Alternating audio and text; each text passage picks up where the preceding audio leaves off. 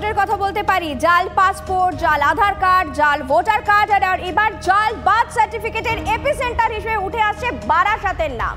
Passport জালিয়াতির তদন্তে নেমে উঠে আসছে চাঞ্চল্যকর সব তথ্য। লালবাজার সূত্রে খবর, এখনো পর্যন্ত যত জাল বার্থ সার্টিফিকেট উদ্ধার করা হয়েছে তার মধ্যে বেশিরভাগই বারাসাতের কদম্বগাছি গ্রাম পঞ্চায়েত, গঙ্গাধারপুর, বসিরহাট এবং বারাসাত মিউনিসিপ্যালিটি থেকে ইস্যু করা হয়েছে।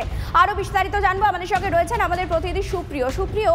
এর আগে পর্যন্ত তো ছিল জাল পাসপোর্ট, যার এপিসেন্টার হয়ে উঠেছিল মুর্শিদাবাদ, এবার জাল বার্থ সার্টিফিকেট, যার এপিসেন্টার বারাসাত। মানে এরকম এক একটা জেলায় যদি এক একটা মানে জালিয়াতির এপিসেন্টার হয়ে যায়, তাহলে তো গোটা রাজ্যটাই একসময় জালিয়াতির এপিসেন্টারে পরিণত হবে।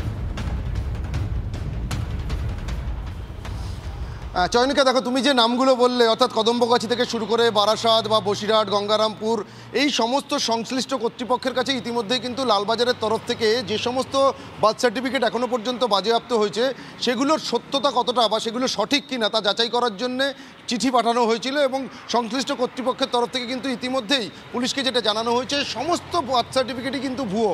অর্থাৎ এই সমস্ত গ্রাম পঞ্চায়েত বা মিউনিসিপ্যালিটি বা পুরসভার নাম ব্যবহার করে এই সমস্ত জাল বা ভুয়ো পাসপোর্ট তৈরির জন্য এই বার্থ সার্টিফিকেটগুলো তৈরি করা হয়েছিল।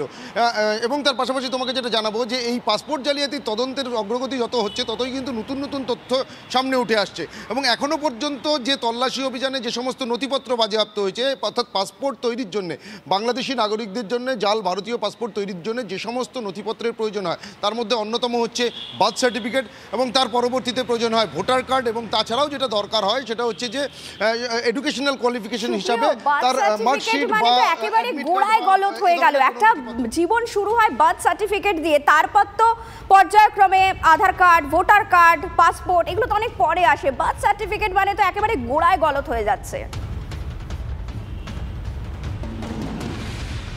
একদমই সেই জায়গা থেকেই এই বার্থ সার্টিফিকেটগুলো যে জায়গাগুলো থেকে তৈরি করা হতো সেই সমস্ত জায়গাতে তদন্তকারীদের তরফ থেকে যে সেটা কতটা সঠিক বা তার সত্যতা কতটা আছে সেগুলো যাচাই করার জন্য ইতিমধ্যেই চিঠি দেওয়া হয়েছিল। শুধুমাত্র যে এই সমস্ত পুরসভা বা গ্রাম পঞ্চায়েত নয়, তার পাশাপাশি সংশ্লিষ্ট যে নথিপত্র বাজেয়াপ্ত হয়েছে, ব্যাংক পাসবুক থেকে শুরু করে আধার কার্ড, এমনকি ওয়েস্ট বেঙ্গল বোর্ডের যে মার্কশিট বা অ্যাডমিট কার্ড বাজেয়াপ্ত হয়েছে, সব জায়গাতেই কিন্তু এই সমস্ত নথির কপি পাঠিয়ে পুলিশের তরফ থেকে তার সত্যতা যাচাইয়ের জন্য চিঠি দেওয়া হয়েছিল, এবং সেই চিঠির উত্তরে ইতিমধ্যে যেটা আমরা পুলিশ সূত্রে বা লালবাজার সূত্রে জানতে পারছি যে উদ্ধার হওয়া সমস্ত নথি যে ভুয়ো বা জাল সেই সংক্রান্ত তথ্য কিন্তু এসে পৌঁছেছে।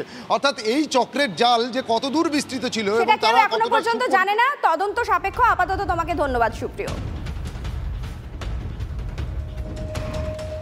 এদিকে চয়নিকা, এরকম যখন পরিস্থিতি